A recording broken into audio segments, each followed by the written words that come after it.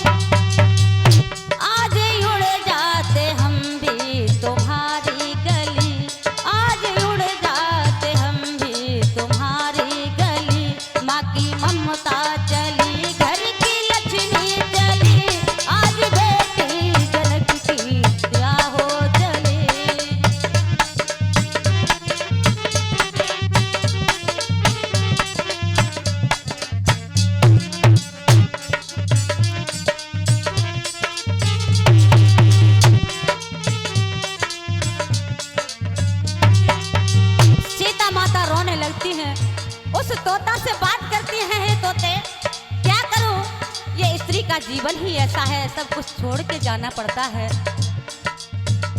तोता रो रो के यूं ना रुलाओ मुझे, आंसू आंखों में कैसे दिखाऊं तुझे।